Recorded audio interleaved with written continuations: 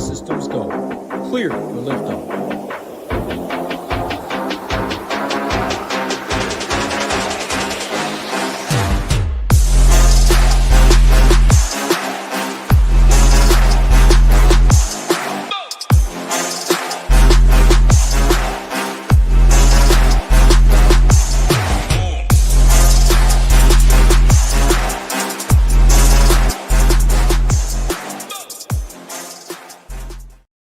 What is going on, Shiva Nation? YouTube station back with my guy, Matt. Monday, 8 games on tap. They did leave off the Coors Field game. Hallelujah. No Coors Field, but hey, we got something better than Coors Field to talk about. Everybody wants to talk about it. It's Wrigley win game. We'll definitely talk about that when we get to the game-by-game breakdown for hitters. But overall, should be a pretty fun slate here. Got a lot of good arms. A couple really good arms. Some other decent arms, and then you got some good offenses outside of obviously the Wrigley win game there. So should be a fun one to break it down. Matt, bring you in. Happy Monday, brother. How was your weekend? I know you had a nice little 10 stacks, I believe, five-figure hit in the afternoon slate yesterday. A little Sunday afternoon baseball there. So congrats on that. You've been crushing those smaller slates there. But happy Monday, man. Looking forward to breaking it down. How are you? Yeah, you too, bro. Unfortunately, haven't gotten the big one yet, but brought back a bunch of my early slate struggles. So afternoon slate was nice to me, and I like some guys tonight that I played last night in that slate. So we'll get to that later. But yeah, man, good weekend. Weather's starting to turn here. It's nice.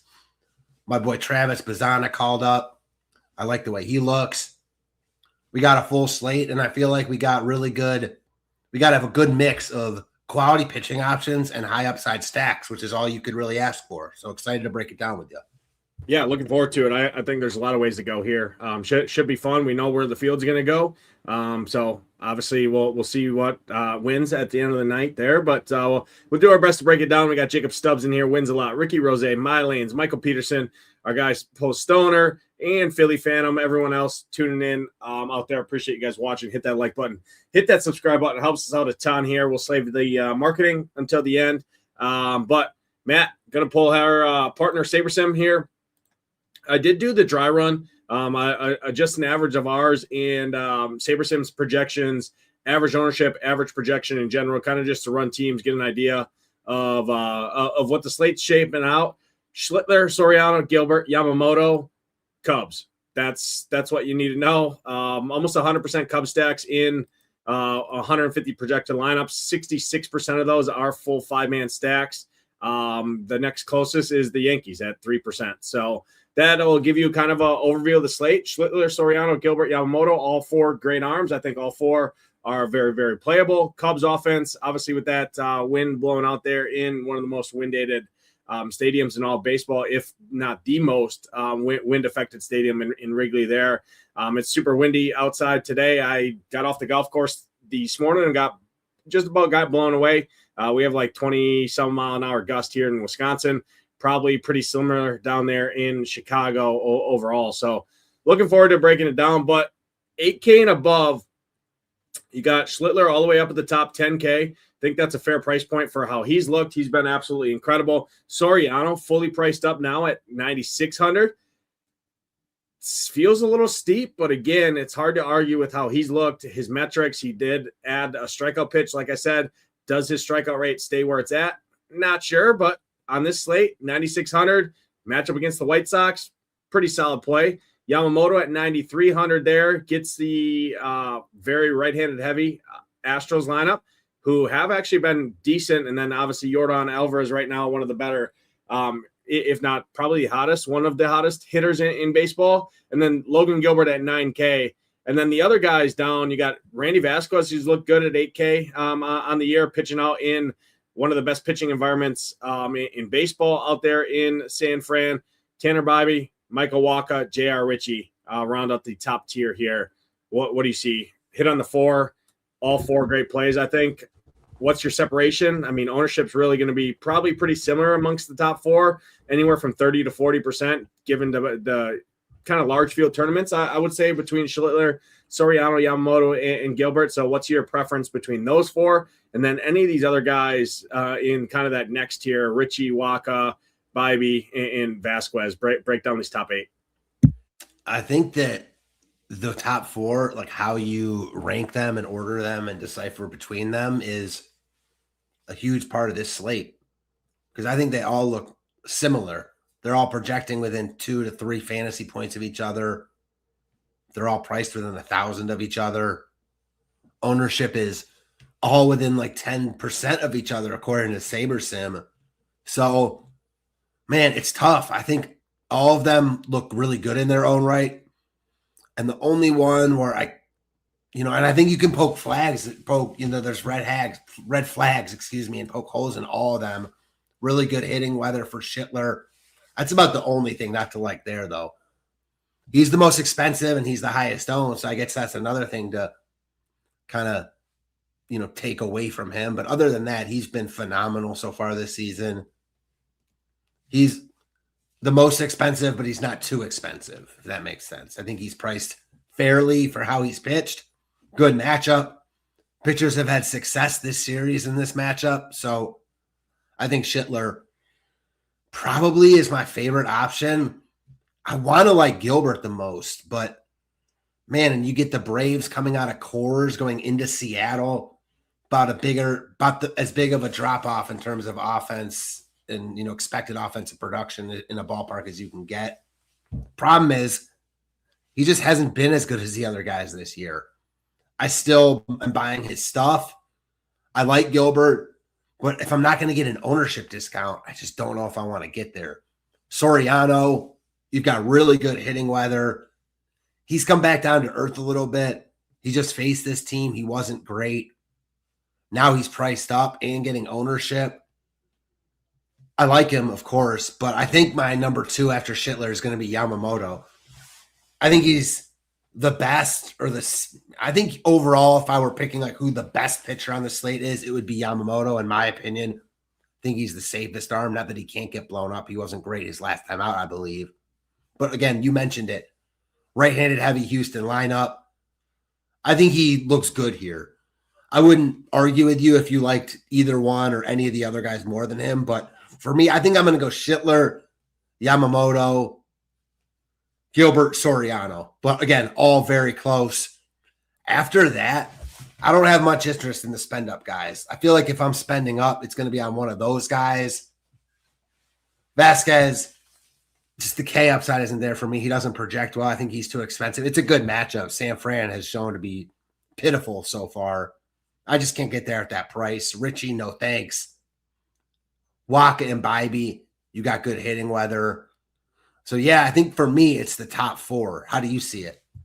Yeah, I see it very similar. For me, Schlittler's the overall SP1 on the slate for me. I get the weather in the park is decent, but I mean, it's just hard for me to argue, and I'm seeing similar ownership. I mean, yeah, high stake stuff is going to be probably Schlittler, Soriano, Gilbert, Yamamoto in terms of ownership ranked, but I still think Cam, I mean, he's looked elite this year. His strikeout stuff is there. The props align with him as SP1. I mean, heavy juice on a 6.5K prop there. His outs prop sitting at 17.5, heavy juice to the over there. So they expect him to go 6 innings, right? At least 6 innings here, barring anything crazy happening, right? It's obviously baseball at the end of the day. Anything can happen, but I'm with you there. And then Yamamoto's my SP2. I like him a ton too with the discount there. Soriano would be 3 for me behind ahead of Gilbert. And then I'd probably put Randy Vasquez, slide him in there ahead of Gilbert as well. Gilbert just hasn't looked great. I know the ballpark there. I do like picking out teams coming out of Coors, especially when it's this big of a park difference, right? But that Braves offense is still a solid offense. Best offense in baseball so far through this point of the year, obviously, right? Everyone thought the Dodgers would be that. The Dodgers are kind of scuffling there, but the Braves, best team in baseball right now, have been absolutely murdering. They raked all weekend long in Coors Field. They're red hot right now. They have a lot of good guys, and Gilbert hasn't just looked right to me on the year. So if I had to put him, I put him behind the other three for sure, and then probably even Vasquez with the price difference and the park there. I mean, I just been streamlined. I've played jabronis against this Giants offense. I just think the Giants are horrible. One of the best places to pitch there. Padres bullpen's really, really good. So if the Padres can jump on Trevor McDonald, who there's some unknowns there, we'll hit on him here in a second, and get a lead, probably chances are pretty good that Vasquez would probably have those 4 points baked in as long as he can go 5 innings, which I don't see why he can't with the outs prop sitting there at 15.5 juice to the over. So props a line thinking he can go at least 5, get in line for that win. Padres bullpen should be able to hold that. So those extra 4 points go a long way when you're talking 8K. Even at his 12 projection, I mean, you add 4-point win there. He's sitting at 16. He's right in line with the Gilberts, the Yamamotos of the world, and he's $1,000, $1,300 cheaper, right? So for me, up top, it's Schlittler, Yamamoto, Soriano, Vasquez, Gilbert are kind of the 5 guys I'm interested in, not messing with Richie, Walker, or Bybee. You could throw shots on J.R. Richie if you wanted to out there in Seattle pitching there. But for me, 8,500, I just can't do it with the pitch count concerns there as well. And the other arms on the slate for cheaper when we want we want some of these other hitters on the slate that do cost some money. So for me, that's kind of how I rank them. However, I do like a couple of these guys down below 8K. I'll start with Davis Martin. I think Davis Martin's a really good option on the slate. He's probably my favorite SP2 option on the slate, considering one of those top guys. And then Davis Martin is kind of the way I'm looking. I like the salary relief. His K prop's good. His outs prop good. The matchup's solid for strikeouts. There is some obviously home run concerns in that. White Sox bullpen's trash, but Davis Martin, if you do need salary, putting him up against Randy Vasquez, probably a slight lean to Vasquez for $200 more, just because he's going to be lower owned, and I'd rather pick on the Giants than pick on the Angels' power risk and the ballpark there. So for me, it's probably Vasquez slightly ahead of Martin, but I think Martin's a really interesting play. And then Trevor McDonald all the way down at 4K. That's kind of why I don't really want to mess with this mid-range, right? That this 8,500, 8,383, 8,200, even Vasquez Martin in there. I mean, why not just save $4,000 and go to a guy in Trevor McDonald pitching out in that ballpark? Yes, San Diego's not a great strikeout matchup, but the dude's $4,000. He's stretched out. If he can hold his control issues that he has, I mean, he can get there. So at 4K, hard not to like him. So all things considered, my pitcher pools: Schlittler, Soriano, Yamamoto, Vasquez, Martin, McDonald are the main guys, and then Gilbert would be in there as well. But he's kind of behind those other top 3 if I'm spending. What do you see here breaking down the lower range? Yeah, so we see things a little bit differently tonight. I totally understand where you're coming from with both Martin and McDonald. Starting with McDonald, he's 4K. So, anytime you get a 4K pitcher, he's projecting like the same as Bybee. You know what I mean? Basically the same as Richie. Like, I get it.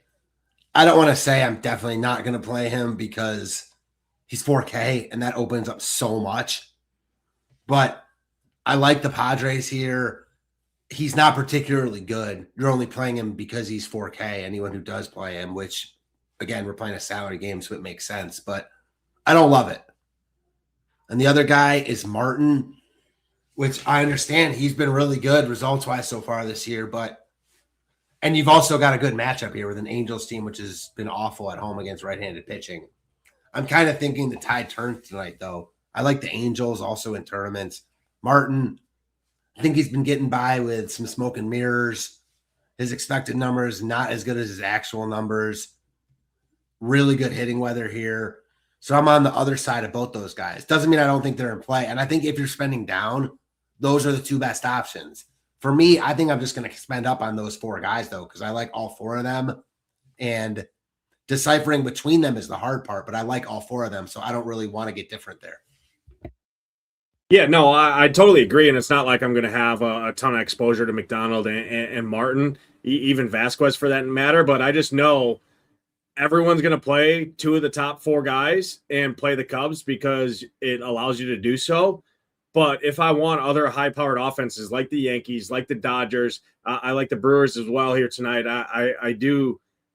You do need salary savings, right, to end up on different roster than what the field is. So in instances where that's where I'd take a shot on those and play those other teams. Now, when people are playing the Dodgers, they're playing the Yankees, things like that, right? They're going to also go to one of these guys down here. It's just in tournaments, I think they're definitely viable. Cash games, things like that. You're sticking two of the top guys, probably Schlittler, Soriano, Yamamoto. Those three, two of those three is probably what I would do for like cash games, single entry, 3-max stuff. And if you wanted to build in 3 teams, I wouldn't fault anyone for just rotating those 3, getting combination one of each, and kind of doing it that way. And then obviously when we do talk hitting, I also do like the Angels in tournaments here. Don't have as much interest as you did in the Padres, but I definitely get it, right? McDonald could walk the whole farm here and sing "Oh McDonald" as he walks his way back to the dugout there, and the bullpen comes in. But 4K on a slate where we have the Yankees, we have a Wrigley win game, right? We have the Dodgers on the slate, we have high-powered bats that we can play and spend up for. If he somehow figures out how to get his control there, I mean, it's not like this dude's going to be 50% owned, right? I mean, he's going to be 10% owned at $4,000 when half the slate costs more than him from the hitting perspective, and their most likely outcome is 0 to 3 points, right? So that's the reason there. But I totally agree. Ideally, you want 2 of those guys up at the top, right? Even going down to Vasquez. I'll cut it off at Vasquez. I like him a little more than you do, it sounds, but the ballpark, the matchup, everything there. So ideally, you're looking at Schlittler, Soriano, Yamamoto, Gilbert, Vasquez. 2 of those guys.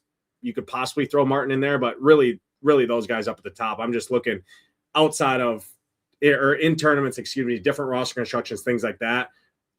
I do have exposure to these cheaper guys, especially in my MME sets, things like that. Any final take from pitchers here? No, I think that pretty much covers it. I think we broke it down pretty good in general. Let me go ahead and refresh our stone here, and share this tab instead. All right, first game, main slate here. We are in Yankee Stadium. We got Shane Baz on the mound, Cam Schlittler on the mound, 2 of the better bullpens in baseball here. So if they don't jump on either of these guys early, it's going to be tough sledding for run production and DFS scoring. Yankees do look pretty damn good here. They are going to get owned, but it's nothing going to be extreme with how much ownership the Cubs. I mean, they're going to be half the ownership at best of what the Cubs are going to be, even probably fairly similar to what the Reds are in the next game. I think the Yankees are interesting here. Issue for me is I'd rather kind of power hunt mini stack here, just because, I mean, that Baltimore bullpen's been second best in baseball, 3.16 xFIP. They've been really good. You saw it yesterday again until Dominguez hit that bomb late, which helped me win some money yesterday. But it was kind of tough sledding once that bullpen came in for the Yankees, and their run production kind of stalled. Judge, I don't see Ben Rice in there, which does suck because he has been on fire. So Paul Goldschmidt likely probably gets pinch hit for at some point in this game, or Caballero, someone in the back half. What do you see here? Yankees, Orioles. Yeah, Yankees always going to be in play. I mean, we saw them hit their ceiling yesterday. Why wouldn't they be in play again tonight? Like Shane Baz, I like his stuff. I think he's a quality arm, but he's been inconsistent. The Yankees always have upside. Tonight is no exception. As far as the Orioles go, I'm out. Schlittler's been too good. If I'm not playing him, I'm not stacking the O's. There's too many other teams I like. You know, they've got good hitters. So if you want to one-off or play guys, if you're playing 150, I don't hate it, but I'm personally not going to get there. Yeah. Sorry, I forgot about Rice. Rice got pulled or left that game. He got hurt on the pickoff attempt at first, hurt his hand. So appreciate the chat getting on me. Sorry, I look at a million different things breaking down these slates, and one day runs into the next. But I did see that yesterday. He came out after his second at bat on the pickoff attempt there. So Yankees, fine stack for sure, but I put the Dodgers, I put some other teams ahead of them. I think the Yankees are fine. I prefer more mini stacks, power hunting. Grisham, Judge, Bellinger, Dominguez, those 4 at the top. Jazz, if you want to spend up at a second base position, which is typically pretty weak, I think that's interesting there. Orioles, it would be like a Basallo, Pete Alonso, just as a leverage play. but not something I'm really interested in. Yankees bullpen's good. But yeah, I think Basallo at 3,900 with some power. Leody Taveras, who's looked decent this year at 3,500 in lineups where you're not playing Schlittler, I think is definitely viable in tournaments. Let's talk about the game everybody wants to talk about. Cubs, Reds. Cubs did their thing a little bit early, but really, really got there late, obviously, against that bullpen. The Reds bullpen is just absolutely horrendous. You got a win game here at Wrigley, and it's warmer. I mean, it's hard to argue the spot here. I mean, it's like a 50-some% boost here for home runs. You're talking double-digit wind blowing out and 80 degrees in Wrigley, blowing straight up to center field. So, I mean, hard to argue. The only point you can make against it is ownership, really. I mean, you looked at the Cubs hitters yesterday in smaller field stuff. They were 50% owned in like single entry. Ian Happ was 50% owned on an 8-game slate yesterday. Same thing. It's going to be very similar here tonight. Chase Petty, not a great. I mean, he's fairly unknown here. But again, you add in that and you add in the bullpen and a tax bullpen at that with what the Cubs did to them late yesterday. I mean, it's all guns a-blazing here for the Cubs. Outside ownership, that's really, like I said, the only argument. Reds, not as interesting to me as the Cubs side, but the Reds are going to be half the ownership of the Cubs. Edward Cabrera, I'm a believer in him. I do think he's a quality arm. I think he's good, but again, he's pitching in the exact same conditions that everybody wants the Cubs hitters for. Frito, Blade are super cheap at the top there. Ellie's obviously expensive in Sale Stewart, but the rest of the lineup is free. Nate Lowe's shown a ton of power. You get Will Benson, a cheap guy who has power and speed at 2,500 in the back half there. Obviously, most important game to get right on the slate. And even if you go in on it and you have one of the guys like my MME did yesterday, it's going to be hard to get all the way home because you're going to need the exact 5 that go crazy here with Cubs and Reds. But break it down here. No, I think you broke it down beautifully. I mean, the Cubs are by far the best stack on the board. It's very reminiscent of Coors and a good road team playing in Coors. They're going to be owned as such, but as they should be. Really good matchup against Petty and the Reds bullpen. You got the amazing hitting. They've won 11 in a row at home, so they know what they're doing here. A lot to like about the Cubs. The Reds side is also really intriguing. Cabrera is a good pitcher, but certainly, not used to pitching in an environment like this. And the Reds have a lineup that can take advantage of it. Mainly I'm interested in the Reds because of ownership, but I think they're going to be much lower owned, and it's worth at least considering them in tournaments. Both stacks look good, just depending on how you look at it. Go ahead. Yeah, no, I definitely agree there. Reds are probably the better tournament play given the ownership, but I just like the matchup a lot more for the Cubs. So does everyone. Cubs bullpen's not incredible by any means. They're middle of the road, 4.08 xFIP on the year, which puts them 17th. Like I said, right in the middle. In terms of, let me see what their bullpen usage looks like the last 3 days here. 36, 36, 26, 25, 24. So fairly taxed. They obviously used 3 arms yesterday. Martin, Matone, and Milner all through yesterday. So yeah, I mean, you're probably going to see Ben Brown come out of that bullpen, who he's a good arm. So does hurt the overall stack there. But again, the conditions outweigh everything you kind of make against it in terms of argument. Outside of ownership, any closing thoughts here with the most important game on the slate? Not really. I do think that it's another slate where even though the Cubs look good and the Reds look good too from a tournament perspective, there's other stacks that look really good too. So you don't have to play this game, even though they look very good. Yeah, and I did forget to mention this. There is risk here with this game in terms of the weather.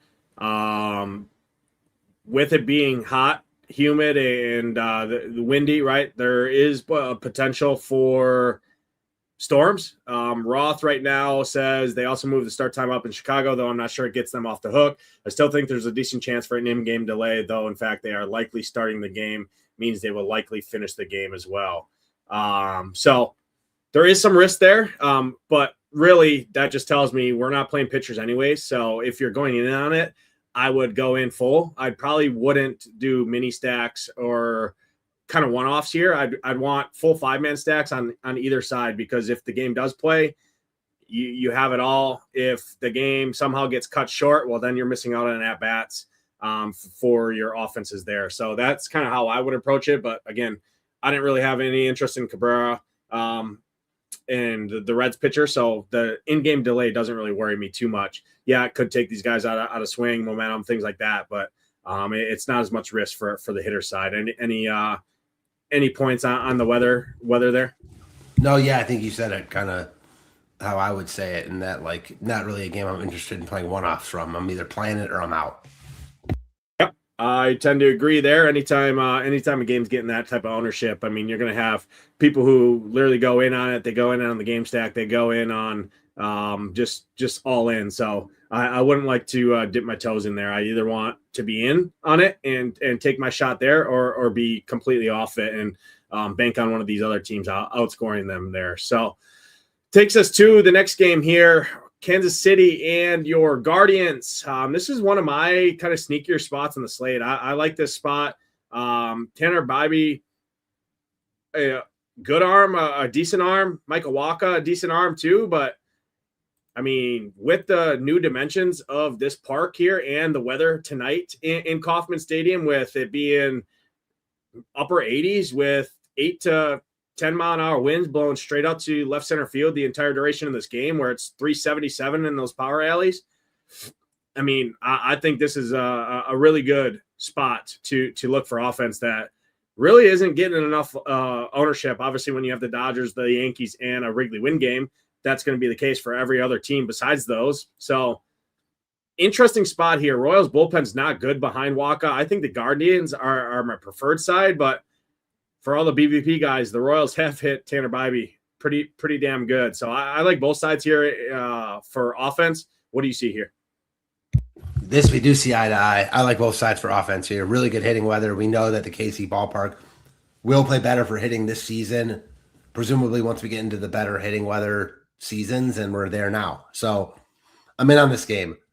I like both sides. Not sure who I like more. You know, you mentioned the BVP, but besides that, Bibee is just, he's more solid than spectacular at best. He's underwhelming.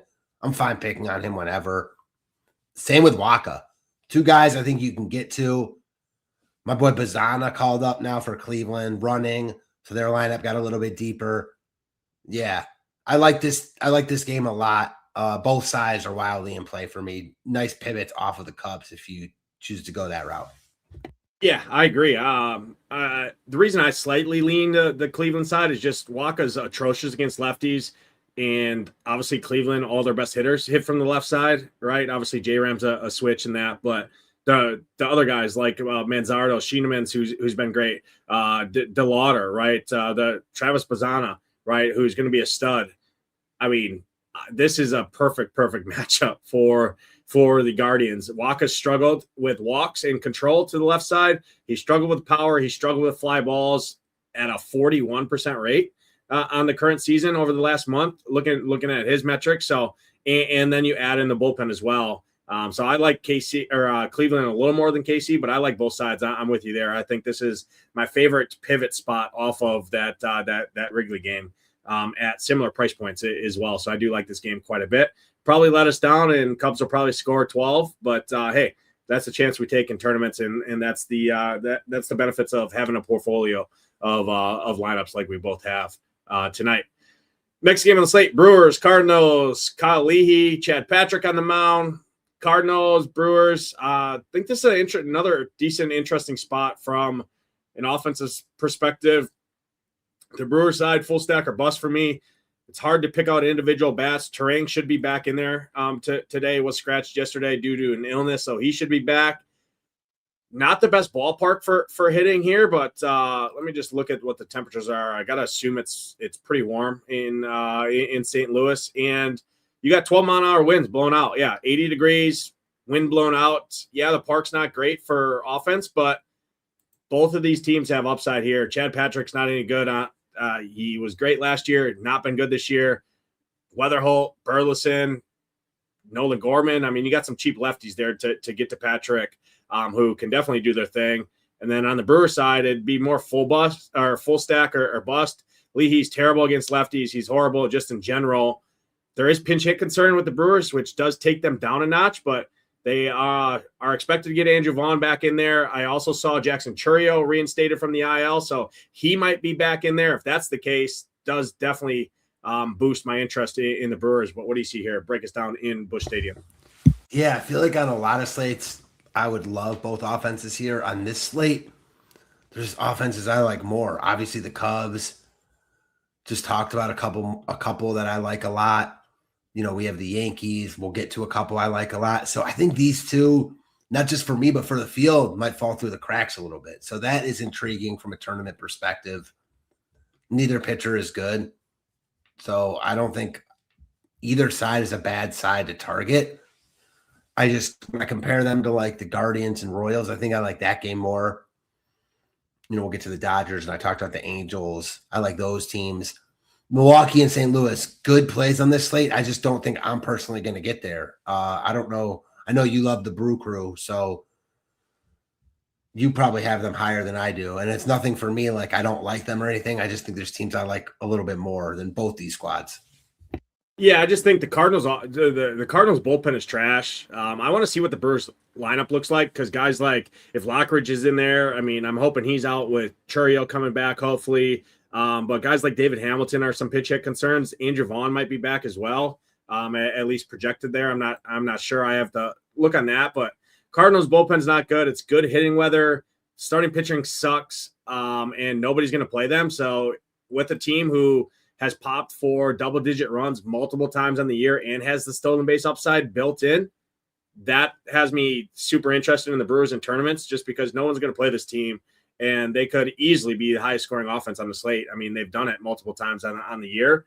Cardinals would be more mini stacks, Weatherholt, Burleson, Gorman, Nathan Church, Victor Scott if you wanted to go there, but really those kind of top lefties up at the top, I do. So I put the Brewers and the Guardians ahead of both the Royals and the Cardinals is kind of how I see it. So from these last two games you broke down, I got the Guardians and the Brewers is kind of my main teams I'm interested there in terms of stacking. And then the Royals and Cardinals fall behind there. But I definitely will have exposure to all four of these offenses in tournaments just because I'm going to test my luck again and kind of be under on the Cubs is kind of how I'm approaching the slate. So next game, Dodgers, Astros, Ryan Weiss, Yoshida Yamamoto on the mound. Astros out of play for me. Outside of Yordan Alvarez, I think he's obviously a play anytime he's on the slate, especially against a right-handed pitcher. It doesn't matter who it is. This dude is a certified stud, on fire right now, one of the best hitters in baseball. So you can always play him, but stacking-wise, not on any of the Astros. Dodgers, though, I do have a lot of interest in the Dodgers. Dodgers offense been underwhelming to start the year. Not going to continue. Astros bullpen, dog shit. Ryan Weiss, not a great arm. Yeah, he might strike some guys out. Dodgers just don't strike out. So balls are going to be in play. Not the best park, but this park has yielded runs on the year here. And a lot of that is to do with, obviously, how bad that Astros bullpen is with all the injuries that they have. Dodgers going to be super under-owned. I mean, Dodgers are going to be lower owned than probably the Reds on this slate, the Yankees, obviously the Cubs, right?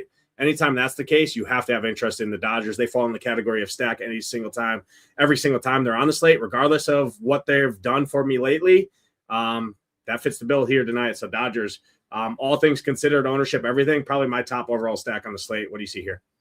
Yeah, the Dodgers look good here, no doubt. I mean, you got probably the worst bullpen in baseball. Decided to go with a bullpen game, essentially, against the Dodgers. Like, we'll see how that works out for them. The Dodgers look like the best, the second best. Like, they're right up there with the Cubs, the Reds, the other teams that we like a lot. They haven't been great recently, so you want to ding them for that, and they're uber expensive. I get it, but I'm with you. They look great here. There are other teams I like, but the Dodgers, you could argue, are the top stack when you consider ownership. And, yeah, they should just destroy Weiss and the bullpen here. Yeah, we see it pretty similar. Takes us out to Anaheim for the night slate window. Excuse me. White Sox, Angels, Soriano, Davis Martin, two pitchers that we both had interest in. I definitely had more interest, it sounds, than you did in Martin, but this is also a spot. I posted my little Slate write-up in the Discord with you on the Slate plan, and the Angels did make my list there because I do think when people are spending down, Davis Martin seems like a easy click just with what you have done for me lately. They pull up the game log. They look. He's been good. He's been solid. Much different matchups. I'm interested in him just with the strikeout upside that any right-handed pitcher has against the Angels, but that also comes with power concerns and power risk here. Neto, Trout, Soler, Moncada would be the main guys to look at here. You can always play them. Mike Trout's been great. But I'm more pitching in this one than offense. But what do you see here? Definitely think you have interest here. Yeah, you got great hitting weather, winds blowing out at like 10 miles per hour here. Martin has been good, but again, I think he's getting by and he's going to have some negative regression come his way. It might not happen tonight because, again, you mentioned it, the matchup is pristine on paper, but we know the Angels also have power. So I'm interested in them as kind of a leverage contrarian stack against a pitcher who I expect to get ownership, as you mentioned. So that's all it is. I'm not really interested in the White Sox. I think you can just not play Soriano. He doesn't give up power, ton of ground balls. So, yeah, I'm out on the White Sox, even if I don't play Soriano, and I'm in on the Angels if I don't play Davis Martin, who is also in my pool. Yeah, I agree. I will say Murakami, don't X him from the player pool. I know Soriano's great. I know he's been really good. I know he's a better pitcher this year. I know he keeps the ball on the ground at a ridiculous number. But where he does give up fly balls is to the left side, and you got the home run leader. Well, I don't know if he's still the leader or if he's tied with Jordan and the other guys, but Murakami's been absolutely incredible. So I always leave Murakami, Montgomery, and Tanasi in the pool just because they're cheap and definitely can hit home runs in Montgomery and Murakami, especially on this slate. 4,600, 5,800. Nobody's clicking those price points over the Dodgers, the Yankees, the Cubs. So in chalkier builds, I'll let kind of SaberSim do its thing with that. So I'll leave those three for sure in the pool. Maybe Benintendi, but really Murakami, Montgomery, and Tanasi. I always do. And they've won me a lot of money on the year. So I did want to shout that out as well. And they get the same place to hit. And Soriano, if he doesn't go the full game here, you got a horrible bullpen behind him. So you always have the late game upside as well. Next game, Mariners, Braves, one that I'm really not interested in. If you wanted to pick a side, it'd be probably the Mariners lefties for me. But Raleigh, Josh Naylor, Luke Raley, Canzone. More power hunting. I don't love stacking in this ballpark, but J.R. Ritchie's susceptible to left-handed hitters. Obviously, the Mariners are going to load their lineup with lefties. That's why it took me off of Ritchie. He still has potential to be a solid arm with strikeout ability here. Braves coming out of Coors, they were red hot. Michael Harris is on fire. Drake Baldwin, Olsen, Albies. These guys are still at their Coors Field price bumps, though, so they're a little expensive for me. Gilbert's not a gas can by any means, so more mini stacks, if anything, for me in this game. What do you see here? Yeah, I'm with you. I mean, it's probably not a game to target on a main slate. Again, Gilbert hasn't been good. The Braves are awesome, but tough to see them like winning this slate in this ballpark. Mariners, I like more, but you don't get leverage against Ritchie, and it's still this ballpark. So I'm out on this game. Yeah, we see it very similar there. It's more of a attack it for the night slate. I know DraftKings has a night slate. I don't know what the contests look like, but I'm sure it's probably 10 or 20K up top or something in the flagship there. So it's more of Seattle lefties there on that kind of slate for me than a main slate play for sure. But I wouldn't take some of these guys out of your pool in terms of the main slate overall because, again, it's baseball. Crazy shit happens, and Gilbert is susceptible to lefties. Same thing with Ritchie. So you can look at those left-handed hitters there.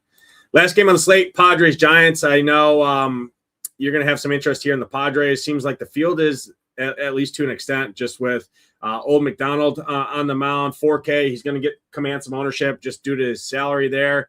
Padres, not been great on the road this season. I mean, look at these numbers, 25% K rates. ISO, not great. They are usually a contact-heavy approach. Ballpark is horrendous for offense. I'm not as interested in the Padres as what I think the field is going to be, because I think if people are looking for a sneaky stack that is not the Dodgers, it's not the Yankees, it's not Coors Field, I think Padres, just because of the unknown, right? They see a 4K pitcher, and we all know the walk issues that McDonald has. I just absolutely hate this damn ballpark. The Padres are not a fun DFS team in general. I mean, you saw this team at Coors Field. They scored like 3 runs and scored 15 fantasy points. So probably going to blow up in my face, and Matt's probably going to win all the money tonight with his Padres interest, but it's not something for me, and that's fine. I'll let you break it down and talk about it. I definitely get the reasonings for stacking the Padres here against a guy who has zero control.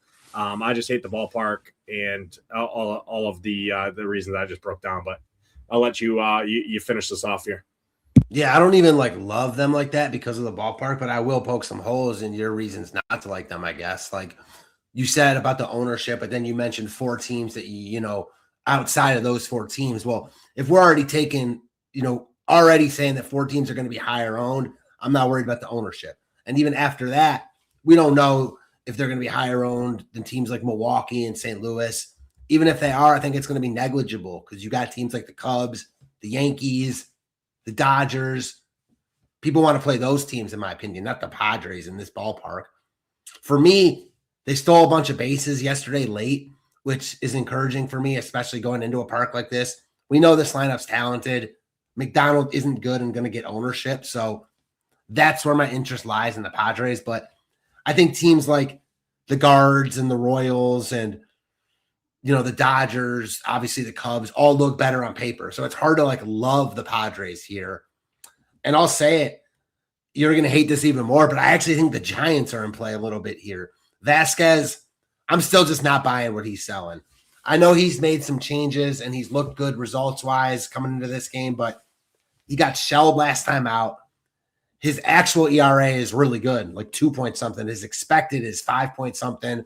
I just think he's another guy that's going to come back down to earth. Tonight's probably not the night I'm going to go against him in this park with a shitty lineup.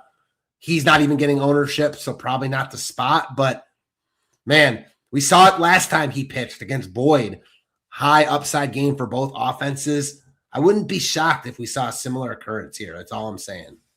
Yeah, no, I definitely get the reasons there. It's just I'd put the Angels ahead of both of those teams. If I was doing it, I definitely put the Brewers ahead of them, the Guardians ahead of them, probably even the Royals and the Cardinals. So I can't play everyone on the slate, so that's the reason. But yeah, no, I definitely agree, and I get the reasons for both sides. It's just the ballpark sucks for me. The Padres bullpen's really good, so even if Vasquez does get lit up for 4 or 5 runs early, that's probably on this slate not enough to win you a GPP with the Giants. Maybe a mini stack or this and that if you pick off the home runs correctly.